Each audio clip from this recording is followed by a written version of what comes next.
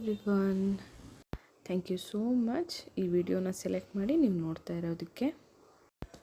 ವಾಂಗಿಬಾತ್ ಮಾಡಬೇಕು ಅಂತ ಡಿಸೈಡ್ ಆಗಿರ್ತೀರ, ಹಾಗಾಗಿ ಈ ವಿಡಿಯೋ ಸೆಲೆಕ್ಟ್ ಮಾಡಿರ್ತೀರ. Thank you so much for that. ಈಗ ತಡ ಮಾಡದೆ ವಾಂಗಿಬಾತ್ ಪೌಡರ್ ಹೇಗೆ ಮಾಡೋದು ಅಂತ ನೋಡೋಣ.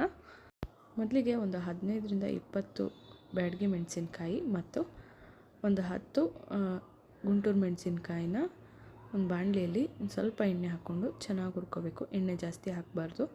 ಆಮೇಲೆ ಅದಕ್ಕೆ ಒಂದು 4 ಸ್ಪೂನಷ್ಟು ಕಡಲೆಬೇಳೆ, 4 ಸ್ಪೂನಷ್ಟು ಉದ್ದಿನಬೇಳೆ ಹಾಕಿಬಿಟ್ಟು ನೀಟಾಗಿ ಹುರ್ಕೋಬೇಕು. ಎಲ್ಲ ಸಪ್ರೇಟಾಗಿ ಹುರ್ಕೊಬೇಕು. ಆಮೇಲೆ ನಾನು ಕೊತ್ತಂಬರಿ ಬೀಜ ಒಂದು 5 ಚಮಚದಷ್ಟು ತೊಗೊಂಡಿದ್ದೀನಿ. ಖಾರದ ಕ್ವಾಂಟಿಟಿ ನೀವು ನೋಡಿಕೊಂಡು ಹಾಕ್ಕೊಳ್ಬೋದು ನಿಮ್ಮ ರುಚಿಗೆ ತಕ್ಕ ಹಾಗೆ.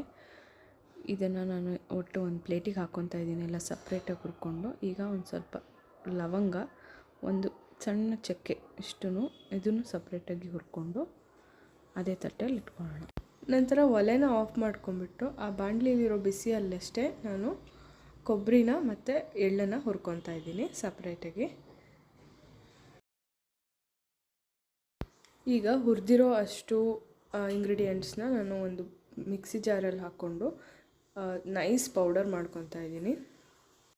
ಇವಾಗ ವಾಂಗಿಬಾತ್ ಪೌಡರ್ ರೆಡಿಯಾಗಿದೆ. ಇದನ್ನ ನೀವು ಒಂದು ಜಾರಲ್ಲಿ ಸ್ಟೋರ್ ಮಾಡಿ ಇಟ್ಕೊಳ್ಬೋದು. ಇದನ್ನ ನೀವು ಮಾಡೋ ಪಲ್ಯಗಳಿಗೂ ಯೂಸ್ ಮಾಡ್ಬೋದು. ತುಂಬ ಚೆನ್ನಾಗಿ ಟೇಸ್ಟ್ ಬರುತ್ತೆ ಇದನ್ನು ಬಳಸಿ ಪಲ್ಯ ಮಾಡಿದರೆ.